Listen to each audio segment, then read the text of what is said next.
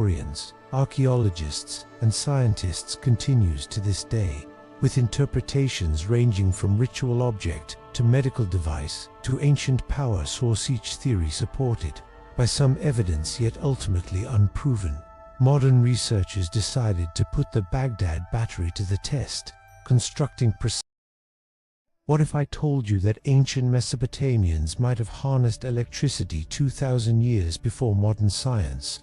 The Baghdad Battery, a simple clay jar with copper and iron, could generate a current when filled with acidic solutions. Was this a primitive battery, a ritual object, or evidence of lost electrical knowledge? Imagine carefully brushing the dust from what first appears to be just another broken ceramic fragment, only to find an object that doesn't quite fit any known category. In 1938, German archaeologist Wilhelm King was conducting a routine excavation at Kujat Rabu near Baghdad when he made a strange discovery. The artifact looked deceptively ordinary at first glance, a small clay jar about the size of a human fist, nothing that would normally warrant special attention among the countless pottery shards and artifacts uncovered at such sites. Its unassuming appearance gave no immediate hint that it might hold revolutionary implications for our understanding of ancient technology. Before we start our journey tonight, please get comfortable, close your eyes, and let your mind wander. If you like these calming stories from the past, please take a moment to subscribe to Dreamtime History for Sleep and hit the bell icon. That way, you'll never miss a new story, and we can make a peaceful place for you to sleep at night. What caught Cliff's trained eye was the composition of this particular vessel. Inside the clay jar sat a copper cylinder carefully rolled from a thin sheet of metal, and within that cylinder stood an iron rod. The two metals were separated by an asphalt plug that completely sealed the top of the copper cylinder, effectively isolating the iron rod from making direct contact with the copper. This deliberate arrangement of materials suggested intentional engineering rather than random accumulation. The asphalt plug itself showed signs of careful workmanship, indicating it served a specific purpose rather than being merely decorative or accidental. Radiating around the asphalt seal were signs of corrosion that suggested the vessel had once contained some kind of liquid substance. The entire assemblage dated to approximately 2,000 years ago, placing it firmly within the Parthian period of Mesopotamian history, when this region served as a crossroads between Roman and Persian civilizations. What makes this discovery particularly intriguing is what archaeologists did not find around it. No explanatory tablets, no accompanying tools, no similar devices that might have provided context for its use. The object stood alone in the archaeological record, without parallel or precedent. Excavation teams found no wires, no connecting devices, no inscriptions that might have explained its purpose. It simply existed as an anomaly among more conventional finds of pottery, jewelry, and daily implements.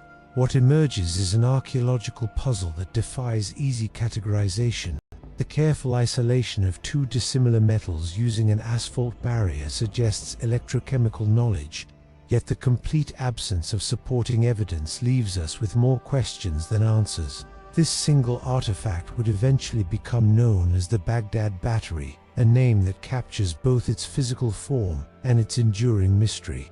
The debate it sparked among historians, archaeologists, and scientists continues to this day, with interpretations ranging from ritual object to medical device to ancient power source, each theory supported by some evidence yet ultimately unproven.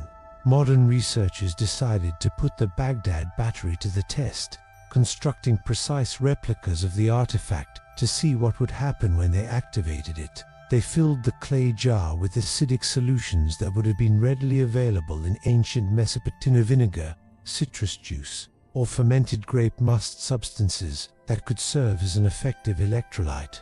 When the iron rod and copper cylinder made contact with this liquid medium through small openings in the asphalt seal, a chemical reaction began immediately. The dissimilar metals created a potential difference, and electrons started to flow from the iron to the copper through the acidic solution. This setup consistently produced around 1 volt of electricity. a measurement confirmed by multiple independent experiments. To put that in perspective, a standard AA battery today generates about 1.5 volts. While this output seems modest by modern standards, it represents enough energy to produce several observable effects. If you were to touch both metals simultaneously while the solution was active, you would feel a distinct tingling sensation as the current passed through your skin. More significantly, this level of voltage could enable electroplating, the process of depositing a thin layer of metal onto another object. The electroplating experiments proved particularly revealing. Researchers found they could coat a silver object with a fine layer of gold by placing it in a solution of gold salts and connecting it to the battery. The current would slowly transfer gold particles onto the surface of the silver item, creating a gilded effect that would have been valuable for decorative or ceremonial objects. The process worked consistently, though slowly, and multiple jars connected in series could theoretically increase the voltage for more efficient plating. What becomes particularly interesting is the duration of the electrical output.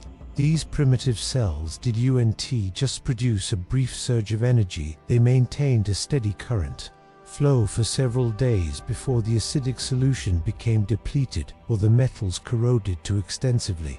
This wasn't a momentary spark, but a sustained energy source that could have served practical applications requiring continuous low-level current. The design principles behind this ancient device mirror those that Alessandro Volta would articulate nearly 2,000 years later when he invented the first modern battery. Both systems rely on the fundamental electrochemical relationship between dissimilar metals and an electrolyte solution. The main difference lies in scale and efficiency rather than basic operating principles. What emerges from these experiments is an undeniable physical reality: the Baghdad Battery, when properly assembled and activated, functions exactly as an electrochemical cell. The effect is measurable, repeatable, and follows established scientific principles. This doesn't necessarily prove how the ancients used it, but it demonstrates that they created a device capable of producing electricity long before such knowledge was thought to exist. The debate then shifts from whether it could generate electricity to why someone would build such a device, and what practical applications they might have found for this subtle but persistent energy source. Now consider the possibility that these ancient electrical cells served a surprisingly practical purpose: the subtle art of electroplating precious metals onto sacred objects. Imagine a temple workshop where artisans might have used these devices to apply thin layers of gold or silver to religious statues, ceremonial vessels, or jewelry intended for the elite. This electroplating hypothesis represents one of the most compelling explanations for why someone would create such a specialized device, particularly in a culture that placed high value on gilded artifacts for both spiritual and status purposes. The process would have required knowledge that seems remarkably sophisticated for the period. An artisan would need to prepare a solution containing dissolved gold or silver salts, possibly using naturally occurring minerals or compounds developed through experimentation with local materials. The object to be plated would be immersed in this solution and connected to the positive terminal of the battery, while the negative terminal would connect to a piece of the precious metal itself. The electrical current would then slowly transfer molecules of gold or silver from the source material to the object, creating a thin but durable metallic coating. This theory gains some support from archaeological finds throughout the region. Numerous artifacts from the Parthian period and surrounding centuries show evidence of fine gold and silver plating on base metals like copper or bronze. Some of these objects display plating so thin and uniform that traditional methods like mercury amalgam gilding would have struggled to achieve such consistency. The battery's low but steady current output would have been ideal for creating these delicate, controlled deposits without the risk of overheating or damaging the objects being plated. Yet significant problems challenge this interpretation. Traditional gilding techniques using mercury amalgams were well established throughout the ancient world and produced excellent results that have survived for millennia. These methods required no electrical knowledge and could achieve thicker, more durable coatings than what the Baghdad Battery's modest output could likely produce. Additionally, no workshop sites have been discovered containing both these electrical cells and the expected accompanying materials. No plating solutions, no connected wires, no specialized tools that would indicate an electroplating operation. The battery's limited power output presents another practical constraint. While effective for small objects like rings or ceremonial beads, the device would have been woefully inadequate for plating larger items like statues or architectural elements. Connecting multiple cells in series could potentially increase voltage, but no evidence exists that the ancients understood this principle or created such battery arrays. What emerges is a compelling but ultimately unverified possibility. The technology certainly existed to perform electroplating, and the cultural context supports the value of such an application, yet the absence of direct archaeological evidence linking these specific devices to plating activities leaves the hypothesis in the realm of educated speculation rather than proven fact. The theory remains plausible, but hangs on circumstantial evidence rather than concrete connections between the batteries and plated objects. Some researchers continue to advocate for this interpretation, pointing to the elegance of the solution and the device's demonstrated capabilities. They argue that absence of evidence is not evidence of absence, particularly when dealing with organic materials like connecting wires or wooden supports that would have decayed over centuries. The electroplating hypothesis persists as one of the more practical explanations for why ancient artisans might have developed and maintained knowledge of electrical principles. Why would numerous scholars reject the electrical explanation despite the compelling experimental evidence? Many archaeologists and historians argue that we're interpreting ancient technology through a modern lens, projecting our understanding of electricity onto objects that served entirely different purposes in their original context. These skeptics propose alternative explanations that align more closely with what we know about Parthian culture and religious practices. They suggest the jar may have held sacred scrolls made of precious materials, with the asphalt seal protecting the contents from moisture and decay. The copper cylinder could have served as a protective casing for valuable religious texts or ritual objects, while the iron rod might have been a mounting point or structural support. The complete absence of electrical references in contemporary texts presents a significant challenge to the battery theory.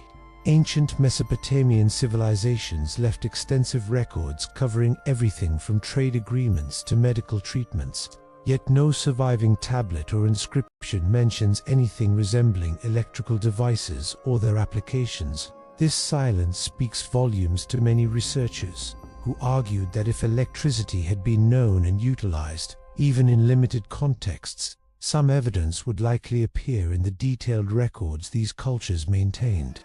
Meanwhile, we have extensive documentation of religious rituals, medical practices, and craftsmanship techniques that consumed much of the intellectual energy of these societies.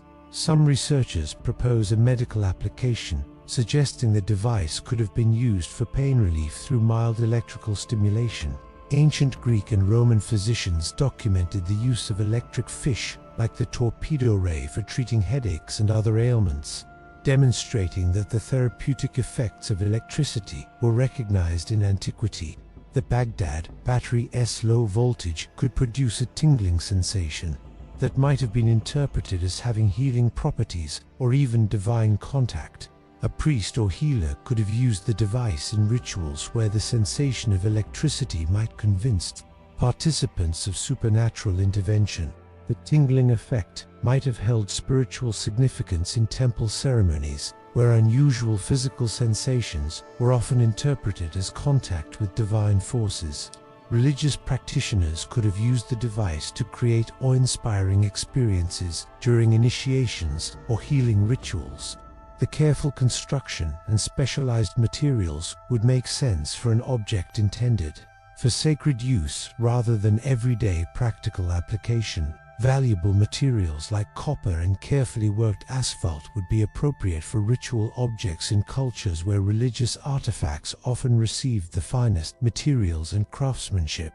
Yet no direct evidence connects these specific jars to medical or ritual practices. No wall paintings show them in use. No medical texts describe their application, and no temple inventories list such devices among their ritual implements. The absence of contextual evidence makes these alternative theories as speculative as the electrical hypothesis. What becomes clear is that we're working with limited information, trying to interpret a single type of artifact without the supporting evidence that would normally help archaeologists understand an object's function. Many mainstream scholars consequently argue that the Baghdad Battery was more likely a ritual, container, or specialized storage vessel than an electrical device. They point to similar sealed vessels found in other archaeological contexts that clearly served storage functions for precious materials. The asphalt seal could have preserved sacred oils, rare incense, or other ritual substances that required protection from air and moisture. This interpretation aligns with known practices in the region and does not require assuming knowledge that leaves no other traces in the archaeological record. The debate ultimately reflects different approaches to interpreting uncertain evidence. Those favoring ritual or medical uses emphasize cultural context and the absence of electrical references, while electrical proponents point to the device's demonstrated capabilities and the possibility that such knowledge might have been restricted to small groups of specialists.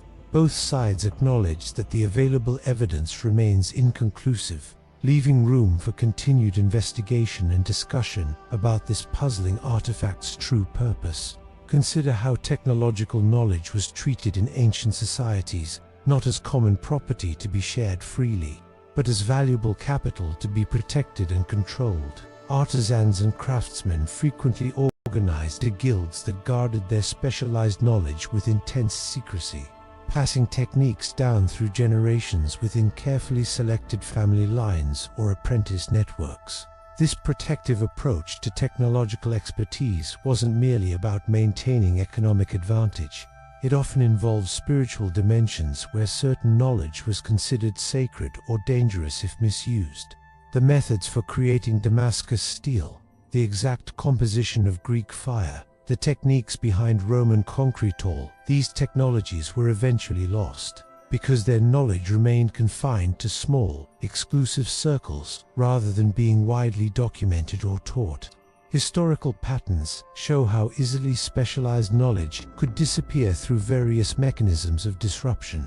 The decline of the Parthian Empire itself created conditions where technological continuity could be broken through political instability, economic collapse, or the dispersal of skilled artisans. Wars and invasions frequently targeted or displaced craft specialists, while changing trade routes could isolate communities that once exchanged technical knowledge. Natural disasters, plagues, or famines could wipe out the small number of individuals who possessed certain skills without having transmitted them to sufficient successors. The knowledge contained in the Baghdad Battery, if it represented a specialized technology, would have been particularly vulnerable to such disruptions given its apparently limited application and restricted circulation. We see this pattern repeated across multiple ancient technologies that emerged, served their purpose, and then vanished from the historical record. The precise formula for Greek fire remained a closely guarded state secret of the Byzantine Empire until the knowledge was ultimately lost. Despite its tremendous military significance, the techniques for producing Damascus steel blades, renowned for their strength and distinctive patterns, disappeared when the political and trade networks that supported the specialist blacksmiths collapsed. Roman concrete recipes that created structures still standing after 2 millennia were forgotten during the Middle Ages despite their obvious superiority to contemporary building materials. The transmission method itself could contribute to knowledge loss. When technologies were passed down through oral tradition and hands-on apprenticeship rather than written documentation, they remained vulnerable to interruption. A master craftsman might die before teaching his most advanced techniques to apprentices, or social upheaval might scatter a community of specialists before knowledge transfer was complete. Written records, when they existed, often used obscure terminology or assumed background knowledge that later readers couldn't reconstruct. What emerges is a recognition that technological continuity requires stable social conditions, effective knowledge transmission systems, and sufficient numbers of practitioners to preserve expertise through generations. The Baghdad Battery fits this pattern of technologies that appear in the archaeological record without clear antecedents or descendants.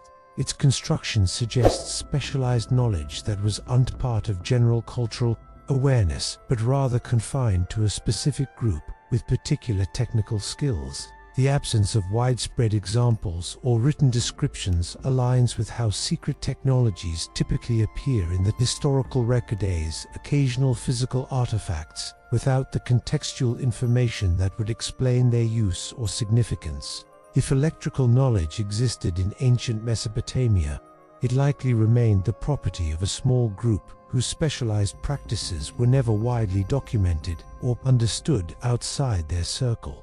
This artifact becomes more understandable when viewed as part of a broader pattern of technological emergence and disappearance throughout history. Advanced knowledge, often developed in specific contexts for particular purposes, maintained by limited groups under conditions that made preservation precarious.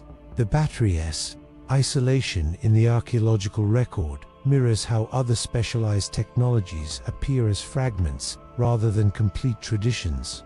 What becomes clear is that the disappearance of technological knowledge represents a recurring theme in human history rather than an exceptional circumstance.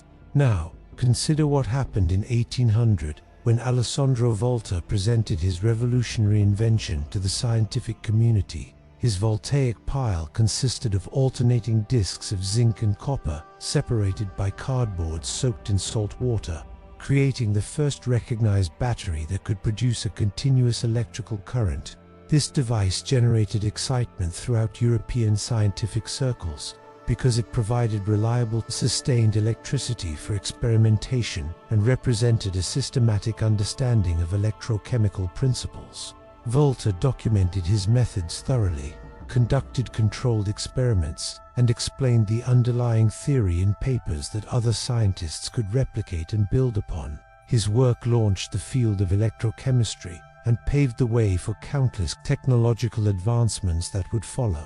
The Baghdad Battery operates on essentially the same electrochemical principles as Volta's pile. Despite the 2 millennia that separates their creation, both devices utilize 2 dissimilar metals, copper and iron in the ancient version, zinc and copper in Volta's, separated by an electrolyte solution that enables the flow of electrons between them. The chemical reactions are fundamentally similar, with one metal acting as an anode and the other as a cathode, creating a potential difference that drives electrical current. When modern researchers tested replicas of the Baghdad Battery, they measured voltage outputs that followed the same electrochemical principles that Volta would later formalize. Significant differences in scale and efficiency separate the 2 devices. Volta's pile could be stacked to multiply voltage output, creating powerful batteries capable of producing noticeable sparks or powering early electrical experiments. The individual Baghdad battery cells produced only about 1 volt each, and no evidence suggests they were connected in series to increase voltage. Volta's design represented a systematic engineering approach to maximizing electrical output, while the ancient device appears more like a single, isolated application of a physical principle. What becomes particularly interesting is the contrast in documentation and context. Volta's work emerged within a scientific community that recorded, debated, and built upon new discoveries. His batteries were immediately recognized as significant and were reproduced by scientists across Europe, who published their own findings and improvements. The Baghdad Battery exists as an archaeological anomaly without supporting documentation, companion devices, or contemporary descriptions that might explain its purpose or theoretical understanding. This comparison invites us to reconsider how technological knowledge develops across different civilizations and time periods. The same natural principles can be discovered independently by cultures separated by centuries, each applying them according to their needs and capabilities. The presence of electrochemical knowledge in ancient Mesopotamia does not diminish Volta's achievement, but rather suggests that basic scientific principles can be recognized and utilized long before they become systematized and widely applied. What emerges from this comparison is a more nuanced understanding of technological progress. The Baghdad Battery demonstrates that the fundamental concept of generating electricity through chemical means was physically achievable with ancient materials and knowledge. Volta's pile shows how systematic investigation and documentation can transform a physical principle into a foundation for technological revolution. The ancient device represents potential, recognized and possibly applied, while Volta's invention represents potential, harnessed and expanded upon through scientific methodology. This parallel invites us to question the linear narrative of scientific advancement that typically places all major discoveries within recent centuries. It suggests that human recognition of natural phenomena may have occurred in fits and starts throughout history, with knowledge sometimes emerging, being applied in limited contexts, and then disappearing before it could be developed further. The physical principles behind electricity existed long before humans understood them theoretically, and occasional practical applications might have preceded systematic understanding by considerable margins. The Baghdad Battery stands as a testament to human curiosity and ingenuity across millennia, demonstrating that the spark of discovery can flicker in unexpected times and places before bursting into full flame under the right conditions. What does this seemingly simple artifact reveal about the culture that created it? The Parthian Empire during this period functioned as a crucial bridge between East and West, where trade routes brought not only goods, but ideas flowing between the Mediterranean world and the Indian subcontinent. This was a civilization that managed territories stretching from the Euphrates to the Indus River, administering diverse populations with varying traditions and technological knowledge. Merchant caravans carried exotic materials, while diplomatic exchanges facilitated the transfer of specialized skills between empires. This cultural crossroads context makes the Baghdad Battery appear less anomalous when viewed against the backdrop of exchange and experimentation. Artisans in major Parthian cities would have had access to materials from distant regions alongside local resources, creating opportunities for innovation through material combination. Copper from Cyprus, iron from Anatolia, asphalt from natural seeps in Mesopotamia. These components were readily available to craftsmen working in urban centers. Along trade networks, the technological knowledge required to shape these materials was already well established in multiple crafts, from metalworking to pottery.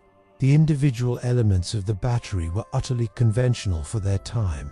Copper had been worked in the region for millennia for everything from tools to decorative objects. Iron production, while relatively newer, was already centuries old by the Parthian period and used for weapons, tools, and structural elements.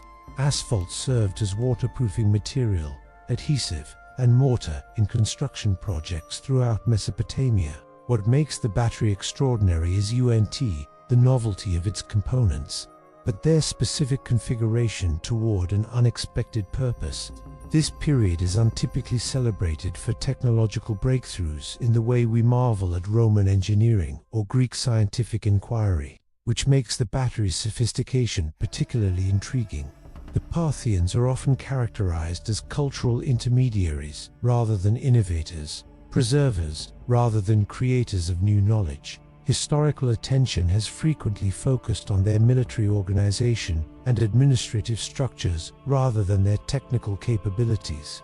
The battery challenges this perception by suggesting unexpected depths of practical knowledge existed alongside the empire's better documented political and economic achievements. What emerges is a picture of a society capable of sophisticated experimentation using available materials. The careful isolation of metals, the selection of appropriate electrolytes, the design of the sealing mechanism all point to systematic investigation rather than accidental discovery. Someone understood that keeping the iron and copper separated while allowing ionic transfer through liquid would produce a specific effect. This represents not just technical skill, but theoretical understanding of material properties and their interactions. The artifact forces us to reconsider how technological development occurs across cultures and time periods. Breakthroughs don't always follow the linear progression we might expect. An innovation can emerge in societies we've underestimated. The battery suggests that the Parthian Empire hosted clusters of technical knowledge that may have been more advanced than conventional historical narratives acknowledge. Its existence prompts us to look more carefully at other artifacts from this period that might have been misinterpreted or overlooked because they did unfit established patterns. This single object hints at broader possibilities for technological sophistication in an era we're still working to understand fully. It stands as a reminder that historical societies often contained pockets of specialized knowledge that don't always align with our general characterizations of their capabilities. The Baghdad Battery challenges us to keep questioning our assumptions about technological development and to remain open to the possibility that ancient civilizations may have achieved insights we're only beginning to recognize. Why haven't archaeologists uncovered more of these intriguing devices if they truly represented established technology? Only a handful of similar artifacts have surfaced from the region around Baghdad, with most examples coming from the same general time period and cultural context. This scarcity troubles many researchers who argue that widespread technological use should leave more substantial evidence in the archaeological record. The absence of multiple examples makes it difficult to determine whether these were commonplace items or rare curiosities. Without finding these devices in context with associated tools or workshop remains, we cannot confidently reconstruct how they fit into daily life or specialized practices. Consider the inherent challenges of archaeological preservation, particularly for objects that might have included perishable components. If these devices were used as electrical cells, they likely required connecting wires made of organic materials like plant fibers or animal gut that would have decayed completely over centuries. Even metal connectors might have been repurposed or recycled by later generations, leaving no trace of the complete apparatus. The clay jars themselves, being durable, are what survived. But the system they might have been part of could have included elements that vanished without leaving archaeological evidence. The vessels might have been reused for other purposes after their original function was no longer required. Ancient societies frequently repurposed containers rather than discarding them, and a jar that once held an electrical apparatus could have been cleaned and used for storage of dry goods or other materials. This recycling would erase any residue or wear patterns that might have indicated its original use. Alternatively, the devices might have been deliberately destroyed or dismantled if they were associated with specialized knowledge that later fell out of favor or was considered taboo. Archaeological survival rates for specialized tools are inherently low compared to everyday objects. Most excavation sites reveal vast quantities of pottery fragments, construction materials, and common tools, while specialized equipment appears only occasionally. This pattern holds true for many ancient technologies where we have textual evidence of their existence, but few physical examples. The Antikythera Mechanism, for instance, remains a unique find despite representing sophisticated astronomical knowledge that must have involved other devices and practitioners. Its isolation in the archaeological record parallels the situation with the Baghdad Battery. What becomes clear is that negative evidence cannot disprove possibility when dealing with ancient technologies. The absence of more examples might reflect preservation bias, archaeological sampling limitations, or the original scarcity of these devices, rather than their non-existence. The few surviving examples could represent a much larger corpus of objects that simply haven't been found or recognized for what they are. Archaeological discovery depends heavily on preservation conditions, excavation priorities, and pure chance in finding the right sites under the right circumstances. The limited number of finds actually serves to keep the debate alive, rather than settling it definitively. If dozens of these devices were found in clear workshop contexts with associated tools, we might have clearer answers about their function. Conversely, if none had been found at all, the electrical theory wouldn't exist. The current situation, a handful of ambiguous artifacts, creates the perfect conditions for ongoing speculation and investigation. This scarcity mirrors other archaeological mysteries where limited evidence sustains multiple interpretations, each with supporting arguments, but none with conclusive proof. The search continues for additional examples that might provide clearer context. Future excavations might uncover these devices in workshop settings, associated with other tools that clarify their purpose. Until then, the limited evidence ensures that the Baghdad Battery remains an open question in archaeological interpretation, inviting continued research and debate about its true nature and significance in the ancient world. What do contemporary archaeologists really think when they examine this artifact away from the excitement of television, documentaries, and popular books? Most mainstream scholars remain skeptical about the electrical interpretation despite the intriguing experimental evidence. The academic community operates on strict evidential standards that demand more than isolated artifacts to support revolutionary claims about ancient technology. Without supporting texts, contextual finds, or multiple examples, the battery theory remains speculative rather than proven for these researchers. The absence of textual references presents a particularly significant obstacle for many historians. Ancient Mesopotamian civilizations left extensive written records covering everything from temple inventories to medical treatments. Yet no surviving tablet or inscription mentions anything resembling electrical devices or their applications. This silence speaks volumes to scholars trained to interpret ancient cultures through their own written words, rather than through modern technological projections. If electricity had been known and utilized, even in limited specialist contexts, some evidence would likely appear in the meticulous records these bureaucratic societies maintained.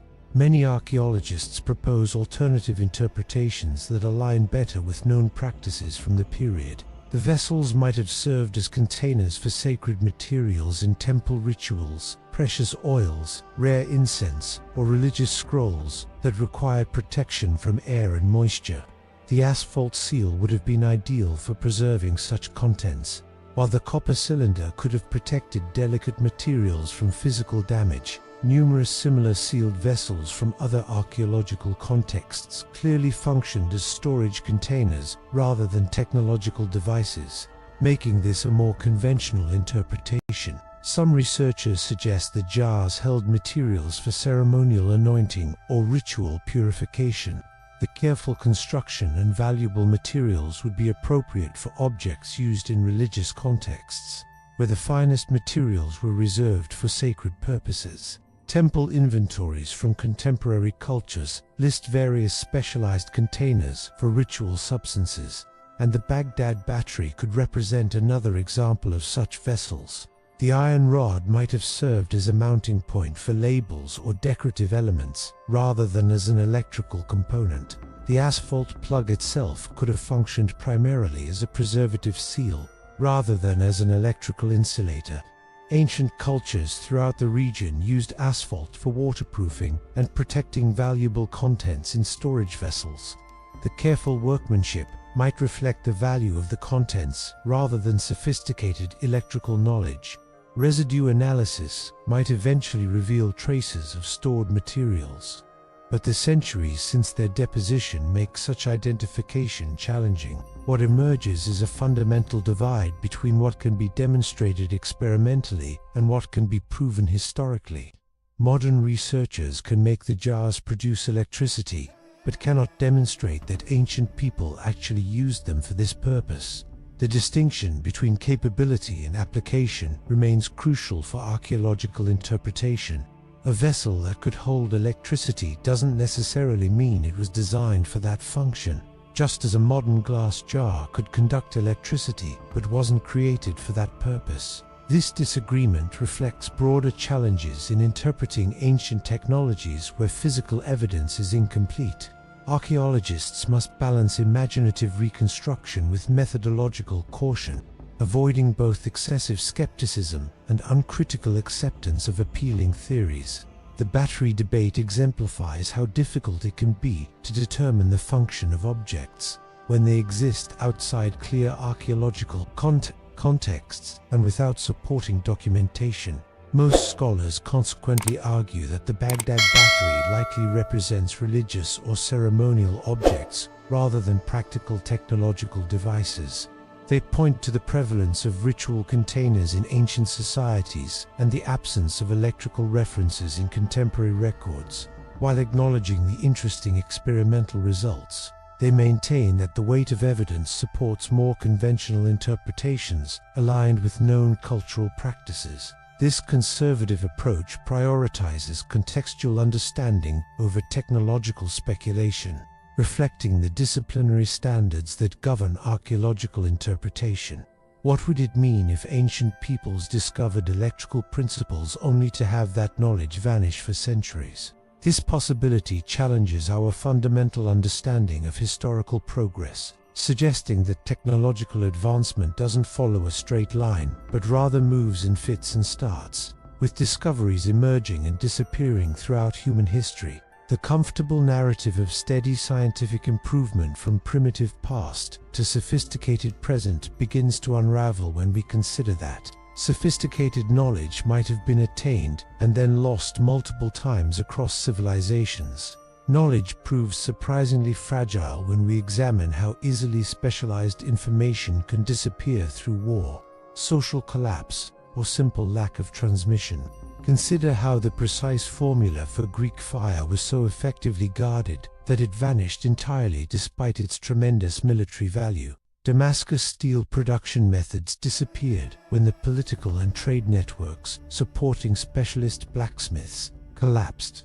Roman concrete recipes that created structures still standing after millennia were forgotten during the Middle Ages. These weren't primitive technologies but sophisticated achievements that required extensive practical knowledge and technical skill. The fall of empires frequently disrupts technological continuity in ways we often underestimate. When political structures collapse, the specialized networks that maintain advanced knowledge guilds, apprenticeship systems, scholarly institutions often disintegrate alongside them. Artisans might be killed or displaced, libraries destroyed or dispersed, and the economic support for specialized crafts might vanish. The knowledge contained in something like the Baghdad Battery, if it represented electrical understanding, would have been particularly vulnerable to such disruptions given its apparently limited application and restricted circulation among specialists. What becomes clear is that progress is neither inevitable nor permanent. Civilizations can achieve remarkable technological heights and then regress dramatically when conditions change. The sophisticated urban infrastructure of the Roman Empire gave way to simpler technologies during the early Middle Ages. The intricate astronomical knowledge of ancient Maya civilization faded after their collapse. These cycles of discovery and forgetting suggest that maintaining technological advancement requires specific social, economic, and political conditions that can't be taken for granted. This perspective invites humility about our own technological achievements. We might be rediscovering principles that earlier civilizations already understood and applied in different contexts. Our modern electrical grid and electronic devices represent systematic development of electrical principles, but the fundamental recognition that certain materials arranged in specific ways can produce electrical effects might have occurred much earlier in human history.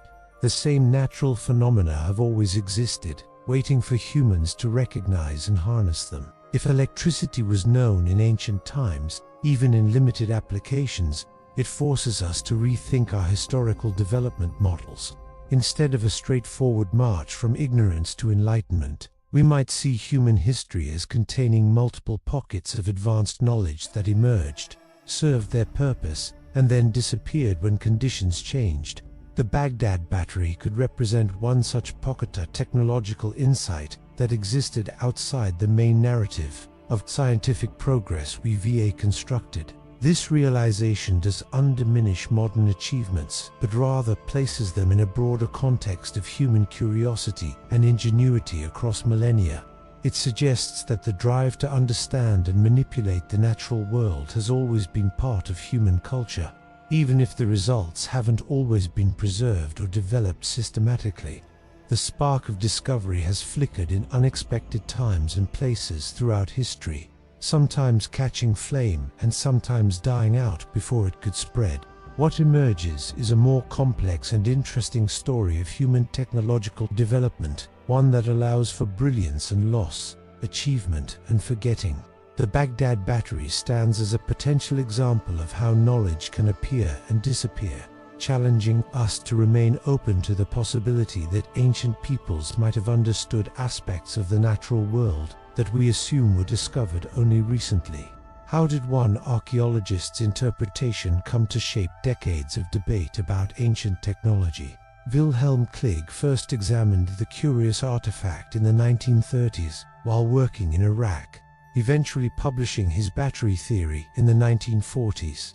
His initial proposal faced immediate skepticism from colleagues who questioned whether an ancient electrical device was plausible given the available evidence. Kligg argued that the object's design closely resembled primitive electrochemical cells, with the iron and copper elements separated by an asphalt barrier that could function as an insulator.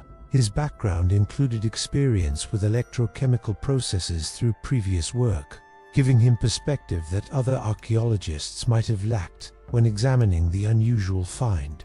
What made Kligg's interpretation particularly compelling was his systematic approach to the artifact's physical properties, rather than relying solely on archaeological context. He noted how the asphalt plug carefully isolated the two dissimilar metals while allowing for the insertion of liquid through small openings. This configuration suggested intentional design rather than accidental arrangement. Kligg observed corrosion patterns that indicated previous liquid content and recognized that the materials could create an electrochemical reaction when properly activated.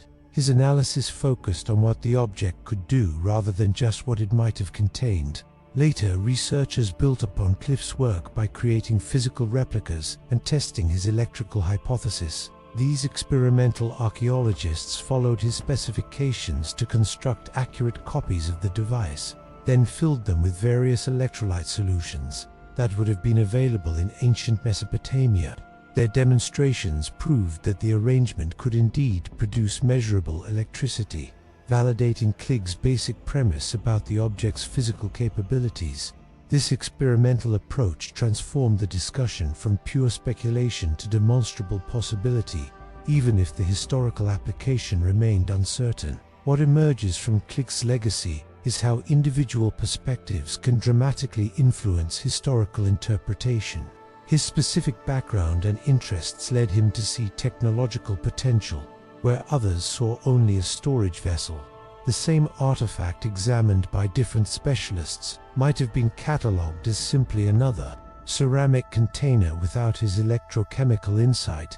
This demonstrates how archaeological interpretation depends not just on what is found, but on who is looking and what questions they bring to the material evidence. Kligg's theory gained its greatest traction not through academic journals, but through popular media and public interest. Documentary programs, magazine articles, and books aimed at general audiences embraced the battery hypothesis, while mainstream archaeology remained skeptical. This created a divergence between popular understanding and professional consensus that continues to this day. The story proved compelling outside academic circles because it challenged conventional narratives about technological progress and ancient capabilities. This dynamic highlights the complex interplay between professional archaeology and public imagination, Scientific caution often conflicts with public fascination with alternative histories and mysterious artifacts. The Baghdad Battery became a symbol of ancient mystery that captured popular attention regardless of its academic acceptance.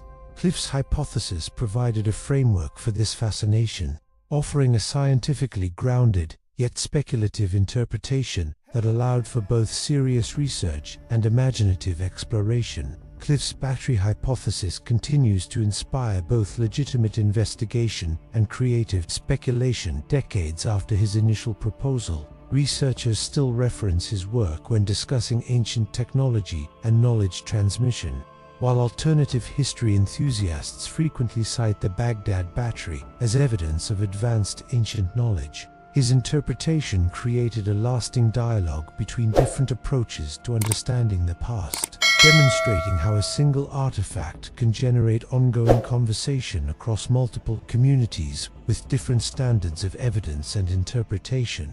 Now consider how the Baghdad Battery fits into a broader pattern of ancient technologies that modern science still struggles to fully explain or replicate. Across different civilizations and time periods, we find remarkable examples of sophisticated knowledge that emerged, served specific purposes, and then faded from common understanding.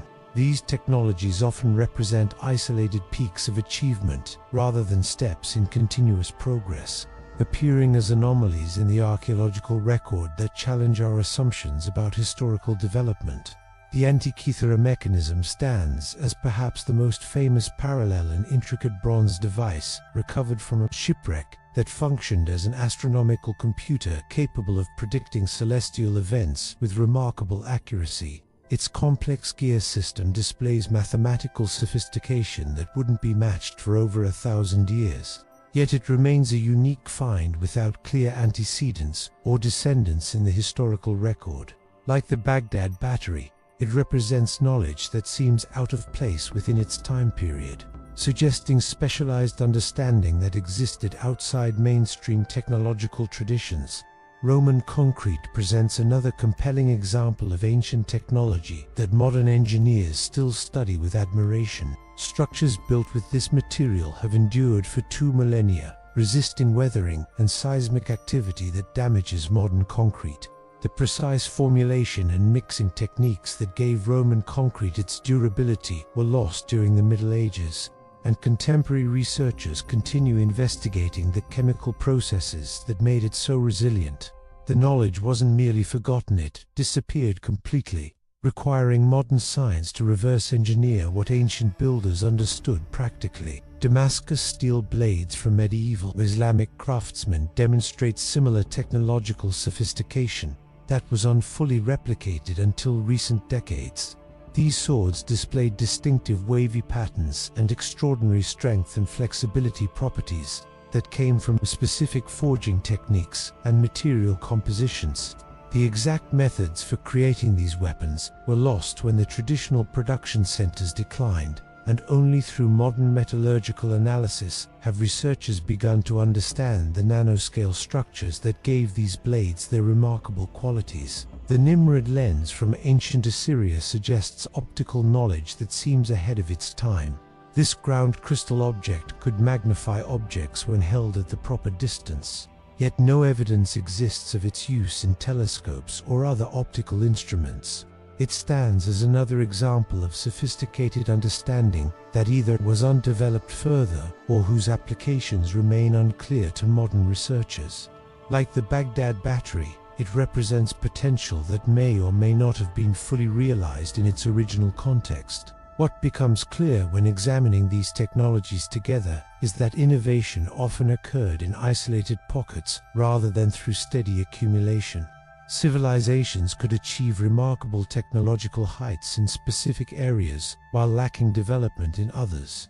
These breakthroughs frequently depended on particular social conditions, resource availability, and cultural priorities that made their continuation precarious. When those conditions changed, the knowledge could disappear rather than being built upon by subsequent generations. The transmission methods themselves contributed to this fragility. When knowledge resided primarily in practical experience rather than theoretical documentation, it remained vulnerable to disruption. A master craftsman might take his specialized techniques to the grave if he hadn't trained sufficient apprentices. Political upheaval, economic collapse, or simply changing fashion could eliminate the support systems that maintained advanced technological traditions. The Baghdad Battery fits comfortably within this pattern of extraordinary but isolated technological achievements. It represents practical understanding of electrochemical principles that may have served specific limited purposes within a particular cultural context. Its appearance and disappearance follow the same rhythm we see with other advanced ancient technologies: emergence, application, and then oblivion until modern rediscovery. This pattern suggests that human technological history contains more complexity and more fascinating detours than our linear progress narratives typically acknowledge. These ancient achievements invite us to reconsider what knowledge might have been gained and lost across the centuries, and what other surprises might await discovery in museum collections or future excavations. What have modern scientific tests actually demonstrated about this ancient artifact? Multiple research teams have constructed precise replicas of the Baghdad Battery using materials and techniques available in ancient Mesopotamia. They filled the clay jars with electrolytes that would have been readily available in vinegar, citrus juice, or fermented grape must substances known to create effective chemical reactions with the copper and iron components. When properly assembled and activated, these replicas consistently produce measurable electrical current, typically around 1 volt.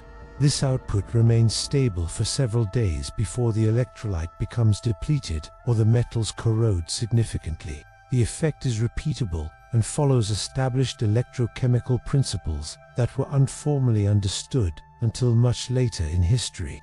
The experimental results clearly show that the device functions as a primitive battery according to modern scientific understanding.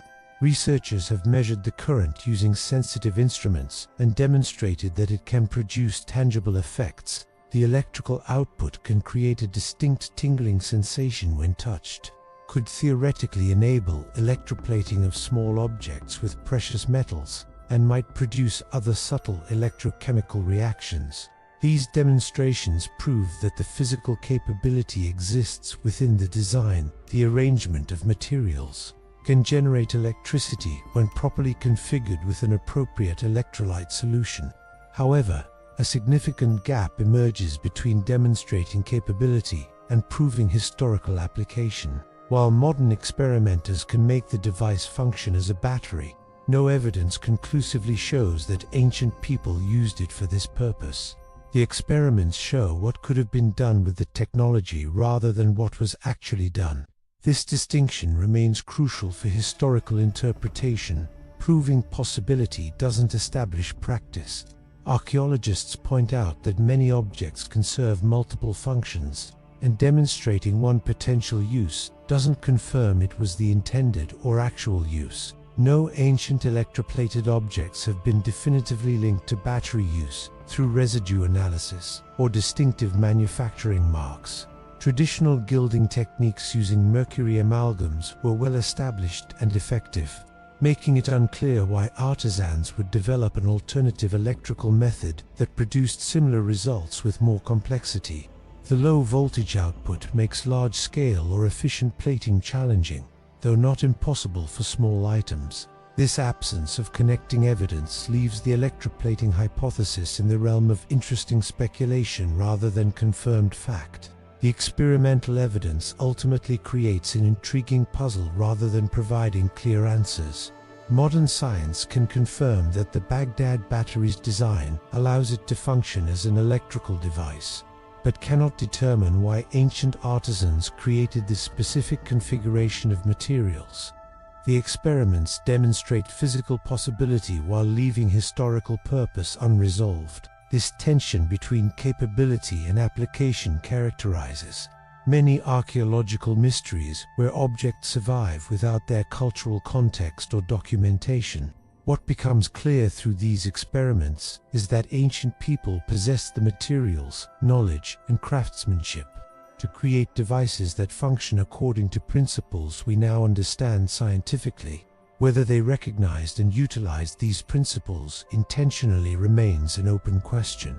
The Baghdad Battery stands as a testament to human ingenuity across millennia, showing that sophisticated understanding of material properties existed long before formal scientific explanation.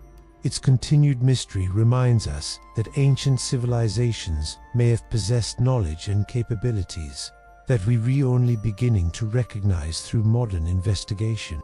Why does the idea of ancient electricity provoke such strong reactions from both enthusiasts and skeptics?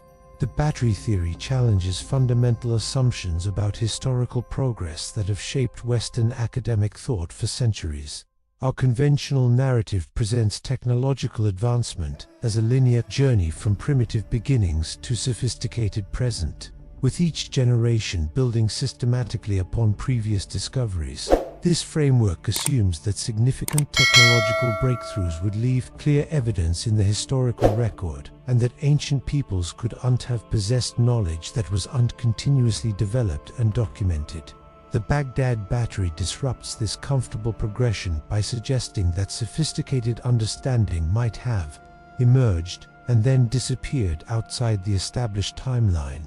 Academic institutions often demonstrate resistance to paradigm-shifting discoveries that challenge established narratives. The scientific community operates through consensus building and peer review processes that naturally favor incremental advances over revolutionary reinterpretations, proposing that ancient civilizations possess knowledge we associate with modern science requires re-examining deeply held assumptions about cultural development and technological superiority.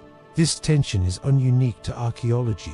We see similar resistance in other fields when new evidence challenges long-standing theories, from physics to medicine to historical studies. The linear model of progress carries cultural baggage that extends beyond pure academic discussion.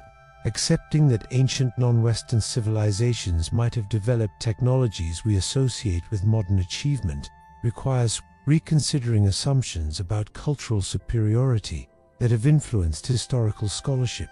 The Baghdad Battery emerges from a Middle Eastern context rather than the Greek or Roman traditions typically celebrated as foundations of Western scientific thought. This geographical and cultural origin may unconsciously influence how seriously the technological interpretation is taken within academic circles. What becomes clear is that historical interpretation involves inescapable cultural biases that shape how we evaluate evidence. Researchers approach ancient artifacts with preconceptions about what was possible in different time periods and cultures. These frameworks help organize our understanding, but can also blind us to possibilities that do unfit established patterns. The intense debate surrounding the Baghdad Battery reflects broader tensions between traditional scholarship and innovative interpretations that characterize many fields of historical study. This resistance mirrors similar controversies in other disciplines where established paradigms face challenging evidence. The acceptance of plate tectonics in geology, the discovery of quantum mechanics in physics, and the recognition of neuroplasticity in brain science all faced initial skepticism from experts committed to previous models. The scientific process ultimately accommodates compelling new evidence, but the transition often involves significant controversy and re-evaluation of long-held beliefs. The Baghdad Battery has become a symbol of these larger dynamics playing out in historical and archaeological interpretation. It represents the tension between what physical evidence suggests might be possible and what established historical narratives are prepared to accept. The artifact sits at the intersection of demonstrable physical capability and unproven historical application, making it particularly effective at highlighting the different standards of evidence used by various interpreters. The intensity of the debate reflects deep cultural investments in how we understand human history and technological development. For some, the battery theory threatens to undermine confidence in scientific progress narratives. For others, it opens exciting possibilities about human ingenuity across cultures and time periods. This disagreement isn't merely about one curious artifact, but about how we construct meaning from the fragmentary evidence of the past. The Baghdad Battery continues to provoke strong reactions, because it challenges not just what we know about ancient technology, but how we know what we know about history itself. Imagine entire archives of ancient knowledge vanishing in fire and conquest, taking with them technological understanding that might have transformed human history. The Library of Alexandria represents the most famous example of this catastrophic loss, housing an estimated 500,000 scrolls that contained the accumulated wisdom of Mediterranean civilizations. Within those parchment and papyrus collections rested technical manuals, engineering diagrams, scientific observations, and philosophical speculations that represented the cutting edge of ancient knowledge. Its destruction was not a single event, but a gradual erosion through multiple fires and conflicts that scattered and consumed this incredible repository of learning. What emerges from this loss is the sobering realization that our view of antiquity remains fragmentary, like trying to reconstruct an entire library from a handful of surviving pages. Other great centers of learning suffered similar fates across different civilizations and time periods. The House of Wisdom in Baghdad flourished as a major academic institution during the Islamic Golden Age, translating and preserving works from Greek, Persian, and Indian traditions while producing original research in mathematics, astronomy, and medicine. Its destruction during the Mongol siege of Baghdad in 1258 scattered or destroyed countless manuscripts that might have contained technological knowledge passed down from earlier civilizations. These institutions served as crucial bridges between ancient and modern understanding, and their loss created gaps in our historical knowledge that can never be fully filled. The Baghdad Battery might represent one surviving fragment of a much larger body of technological understanding that was preserved in such institutions before being lost. It could be the physical manifestation of knowledge that existed in written form in these libraries' technical manuals, describing electrochemical processes, workshop instructions for specialized crafts, or theoretical discussions of material properties. What we perceive as an anomalous artifact might have been part of an established technological tradition documented in texts that vanished when the libraries that housed them were destroyed. Consider how political and social upheaval makes knowledge transmission remarkably vulnerable. When empires collapse, the institutions that preserve specialized understanding often disintegrate first. Scholars scatter, funding disappears, and the stable conditions necessary for maintaining complex technological traditions vanish. The elaborate networks of apprenticeship, guild protection of trade secrets, and scholarly exchange that maintain advanced knowledge prove fragile in the face of conquest, economic collapse, or religious transformation. What becomes clear is that technological continuity requires specific social conditions that can be taken for granted across centuries of human history. Our understanding of ancient capabilities remains necessarily incomplete because we're reworking with only the fraction of evidence that survived these disruptions. The archaeological record represents what endured through material durability rather than what actually existed in terms of knowledge and practice. Organic materials decay, metals get recycled, and fragile documents perish while stone structures and ceramic fragments remain. The Baghdad Battery survived because its clay jar proved durable enough to withstand centuries of burial. But the context that would explain its purpose likely existed on materials that didn't endure.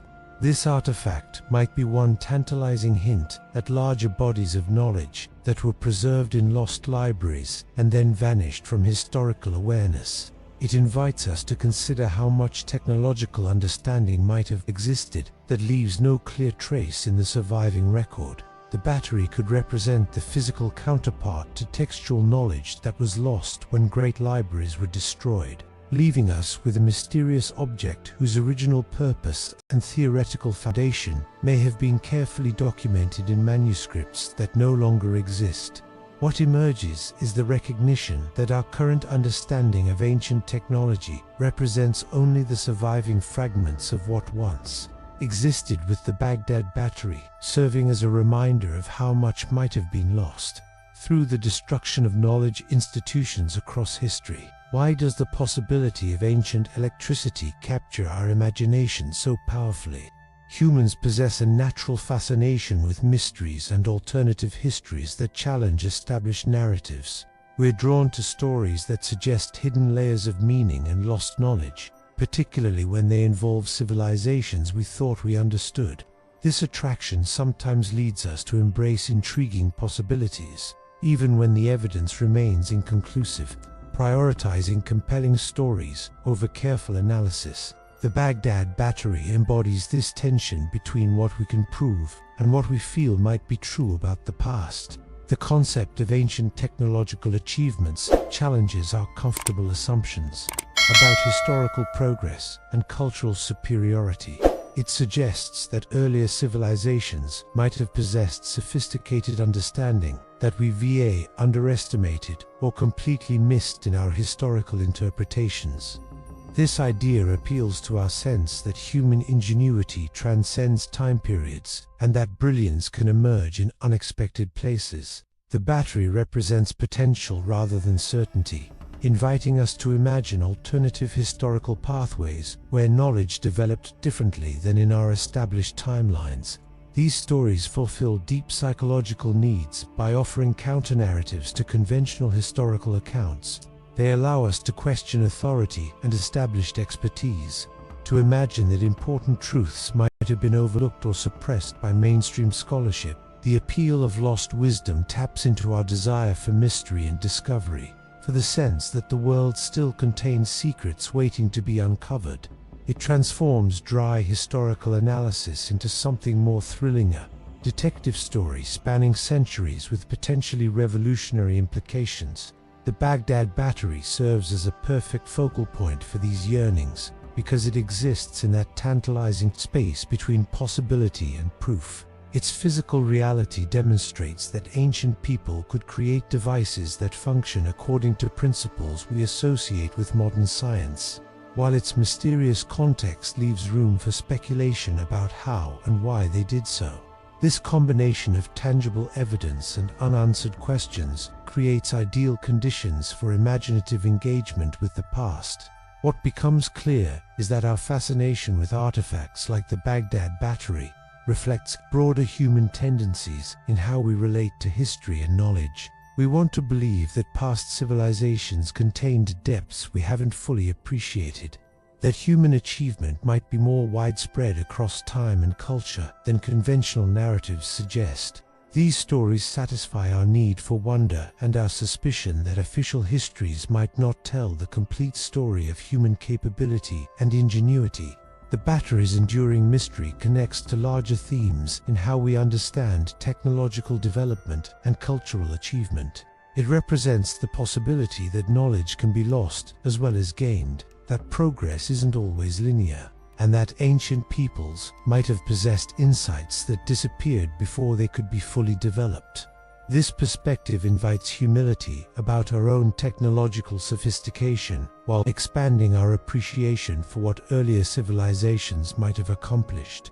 Ultimately, the psychological appeal lies in the balance between what we know and what we imagine, between evidence and possibility. The Baghdad Battery continues to captivate because it allows us to explore these boundaries, while raising profound questions about the nature of historical knowledge and technological development. It serves as a reminder that history contains mysteries that may never be fully resolved, and that sometimes the most intriguing questions are those that remain open to interpretation and investigation.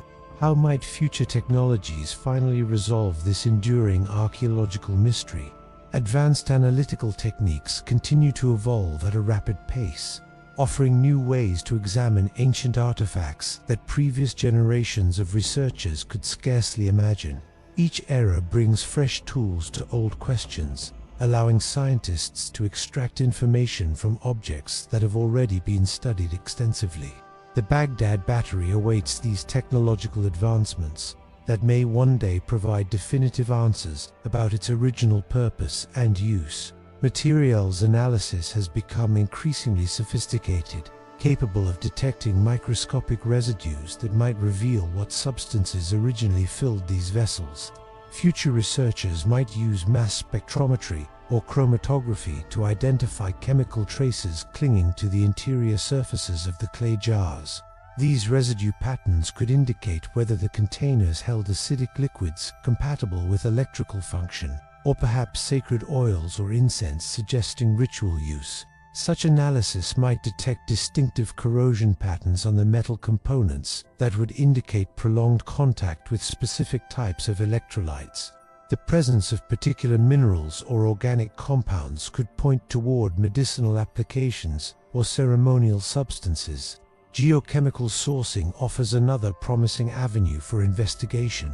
By analyzing the isotopic signatures of the metals and clay, researchers could determine where these materials originated and how far they traveled before being assembled into these devices. If the components came from distant regions, this might support the theory of specialized craftsmanship rather than casual production. Trace element analysis might reveal whether the metals were specially selected or purified for particular properties that would enhance electrical performance. Understanding the provenance of these materials could provide crucial context about the value and purpose assigned to these objects. Improved imaging technologies may reveal internal structures and wear patterns invisible to current examination methods. High-resolution CT scanning could show subtle details of manufacturing techniques that indicate intentional design choices. Microscopic examination of tool marks might distinguish between ritual objects crafted with particular care and practical devices showing signs of repeated use. These visual records could capture evidence of connections or attachments that have left no physical traces but might show as patterns of wear or residue. What emerges is the recognition that the artifact itself might yield its secrets under more advanced examination. The existing batteries in museum collections remain available for future study as analytical techniques improve. Researchers may develop methods to extract information from the corrosion layers that have built up over centuries, potentially preserving evidence of how the devices were used. The asphalt seals might contain microfossils or pollen that indicate storage contents or environmental conditions during the object's active life. This ongoing investigation exemplifies archaeology as evolving nature as a discipline that continually revises its understanding based on new evidence and improved methodologies. The Baghdad Battery represents exactly the kind of puzzle that benefits from technological advancement, where physical evidence exists but requires increasingly sensitive tools to interpret properly. Future discoveries of similar artifacts in better archaeological contexts could also transform our understanding, particularly if found with associated tools or in workshop settings that clarify their function. The debate continues precisely because the evidence remains open to multiple interpretations, with each generation bringing new perspectives and techniques to bear on the problem. The battery's mystery persists not from lack of interest or effort, but because the available evidence genuinely supports several plausible explanations. This open-ended quality makes it an ideal subject for ongoing research as analytical capabilities advance. Future research may finally determine the Baghdad Battery's purpose through a combination of improved analysis of existing artifacts and fortunate new discoveries that provide clearer context. The answer likely lies in some combination of material science, archaeological context, and historical reconstruction that hasn't yet been achieved. What remains certain is that this curious artifact will continue to fascinate researchers and the public alike as we await the technological breakthroughs that might finally solve its puzzle. How has this unassuming clay jar captured such a powerful hold on public imagination? The Baghdad Battery appears frequently in documentaries, popular books, and online media, often presented as definitive proof of ancient advanced technology. These presentations tend to emphasize mystery and speculation over careful archaeological evidence, transforming the artifact from a curious puzzle into a symbol of forgotten technological achievement. Some accounts exaggerate the device's capabilities, suggesting it could power significant devices or represent widespread ancient electrical knowledge beyond what the evidence supports. This coverage shapes how the public perceives archaeological research, often creating expectations of dramatic discoveries rather than the meticulous work of interpretation that characterizes actual fieldwork. What becomes clear is the growing gap between academic understanding and popular perception of such artifacts. Professional archaeologists generally approach the battery with cautious skepticism, emphasizing the lack of contextual evidence and alternative explanations, while media presentations frequently favor more sensational interpretations. This divergence reflects broader tensions between scientific methodology and public fascination with alternative histories. The battery has become a symbol of these competing approaches to understanding the past, one grounded in evidential standards and contextual analysis, the other drawn to mystery and revolutionary reinterpretation. The story of the Baghdad Battery demonstrates how archaeology interacts with contemporary culture beyond academic circles. It appears in television programs exploring ancient mysteries, inspires fictional accounts of advanced lost civilizations, and fuels online discussions about historical knowledge.